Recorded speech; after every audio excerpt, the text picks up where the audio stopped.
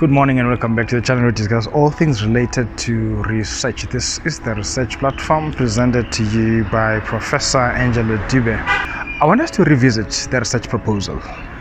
You will recall that we've done a video before where we were talking about the research proposal, but I'd like to revisit it today. Sorry about the background noises. I'm in Polokwane in Limpopo. I'm not in my usual studio where I usually work. So if you do hear some buses and the cars in the background, you will bear with us. This is the environment I'm shooting in, and that's what it's providing me right now. So what is the research proposal supposed to do in any way? You are setting out on the task of creating one, but what is the sole aim of a research proposal? Number one, there's a message you want to communicate in your research proposal. You want to communicate clearly what the core of your study is, what the focus of your study is. You want to communicate clearly what the problem is that needs to be solved. In other words, the message that must come out of your proposal is why exactly did you embark on this particular study? What got you going? What spurred your interest in this particular area? What is it that was so itching that it needed to be addressed, that it needed to be attended to? So you are communicating through your proposal. Who exactly are you communicating with? You will communicate with yourself last, but you need to first communicate with your supervisor. Your supervisor needs to understand what you're saying in your proposal. What's the message that you're putting across through your proposal? If you can't convince that person that this thing is happening, that this thing can work, you're probably not going anywhere with your proposal. So the first person you're communicating with is your supervisor. The second person you'll be communicating with, obviously, is the examiner of your thesis, because your proposal will eventually become your chapter 1 of the thesis, and somebody must examine it and approve it. And that's the person you're trying to communicate with, to show them that indeed the proposal or the study you carried out was worth carrying out. It seeks to solve a particular societal problem, or it seeks to close an existing gap that you have identified. So your second level of communication through your proposal is to communicate with your examiner, so that your examiner understands why did you set out on this particular study. Then the third person that you're trying to convince with your proposal is the reader. Apart from your supervisor and your examiner, is any other person who's going to pick up your document, going to pick up your thesis at the end of the day and read it. You're trying to convince that person that you did not just cobble together 60,000 words for no reason, simply because you're bored, but you cobbled them together because you're trying to tie together ideas that will solve an existing problem in this particular society, or an existing gap in literature. And lastly, you need to convince yourself. But remember, no matter how much you convince yourself, if these people I've listed are not convinced about your study is not adding any value to the body of knowledge. Because at the end of the day, you are carrying out this study not to necessarily feel good about yourself, but because you're trying to solve an existing problem, you're trying to fill an existing gap in the literature. So those three people I've mentioned, you are trying to convince them that there is indeed a gap, there is an existing gap we are trying to solve.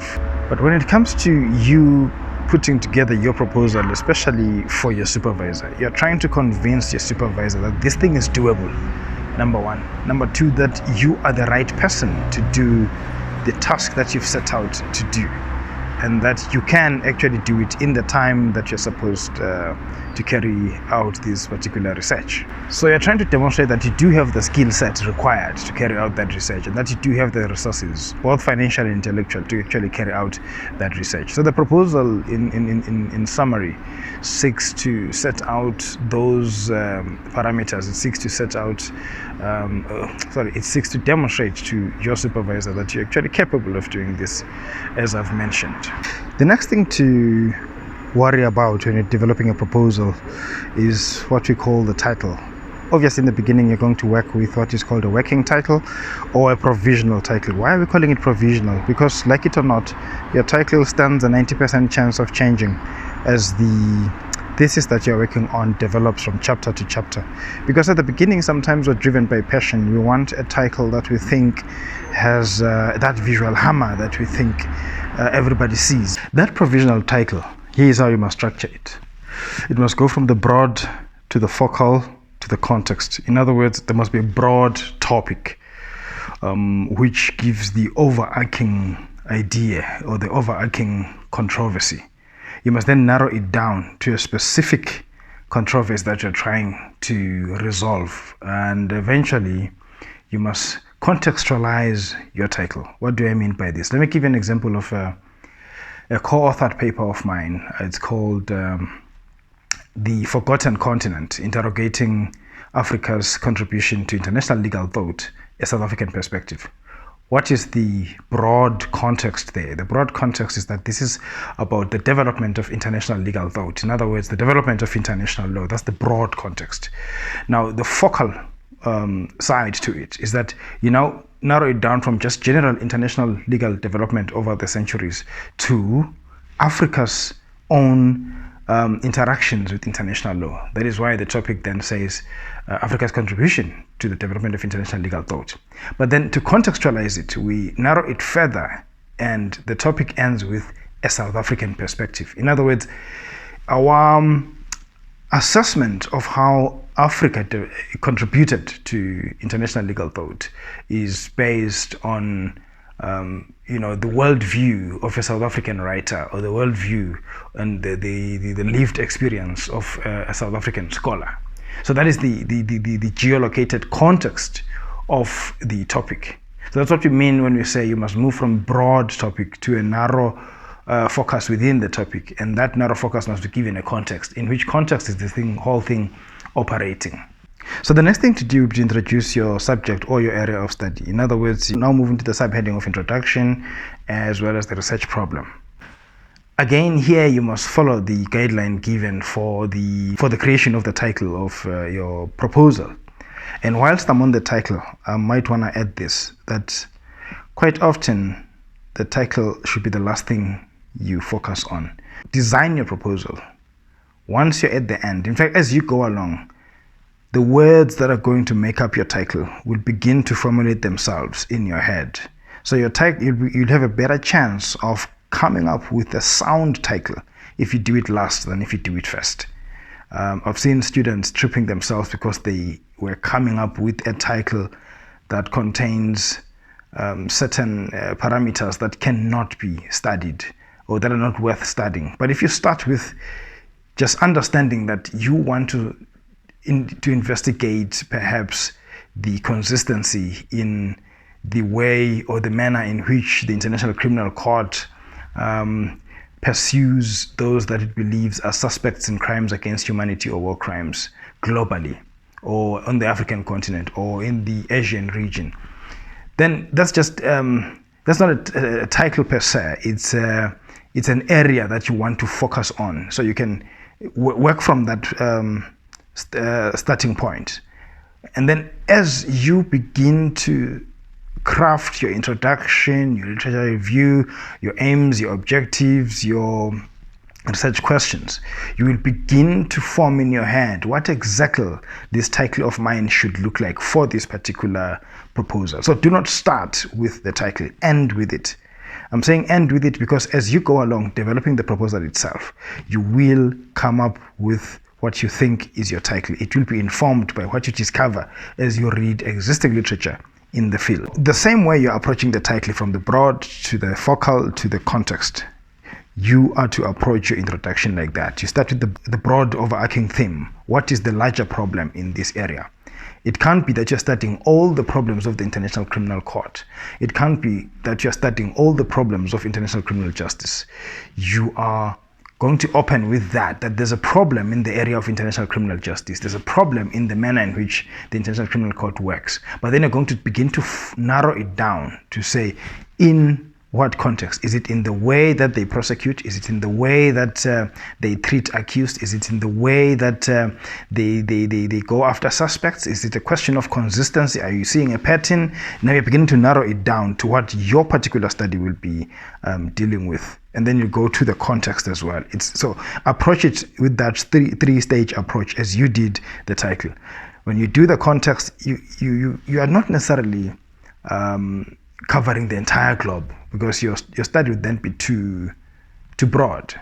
But you are perhaps looking at just specific regions. Perhaps you're looking at how the ICC has treated suspects or cases coming out of Africa vis-a-vis those that are supposed to be suspects in cases coming out of other geographical areas. So you're now going down to the context of your introduction. So that's how you develop your introduction: the broader context, the narrow context, and then you contextualize it to say, this is exactly the area that I'm going to be focusing on.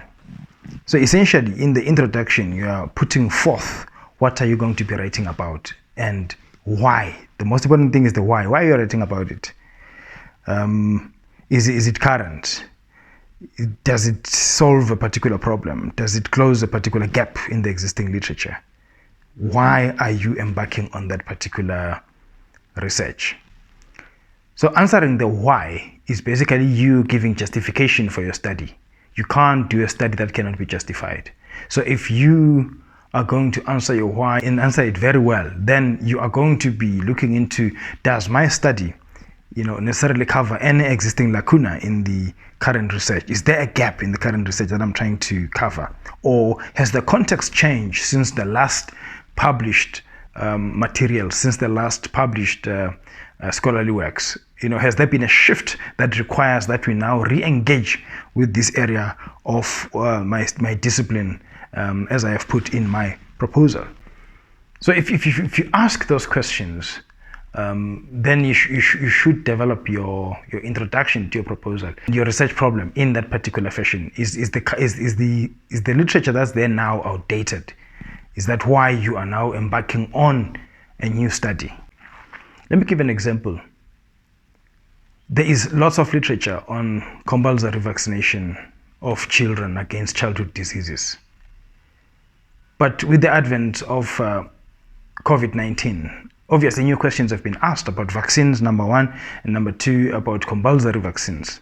It could be that you're working in that context and you're saying there is literature on compulsory vaccinations, but we do not have enough literature on compulsory vaccinations during a pandemic, which is what then makes your study current, what then makes your study relevant, what then makes your study needed and required at this particular moment. So that would be you justifying a study of that particular sort. Can we compulsorily vaccinate adults against COVID-19? Can we compulsorily vaccinate children against COVID-19? So those questions will be brought about by the onset of the pandemic. In other words, there has been a shift in the context. While there is so much return on the area of compulsory vaccinations, the onset of COVID-19 has forced scholars to dig deeper and ask new questions now, that in the context of this global pandemic, can we still rely on the scholarly works that were done prior to COVID-19? So the change in the context, a new development in society could be your justification for doing your study. And that should inform your introduction. It should inform your research problem.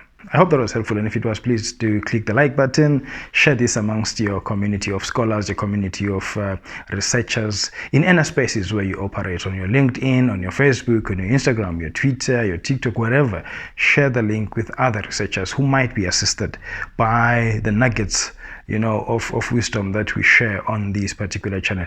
And the channel is growing. We are aiming at the 1,000 mark, and it's our plea from the team at the research platform that you can come on board and assist us by sharing this, by publicizing it, by giving it the publicity it requires, so that more and more researchers can actually get to be assisted.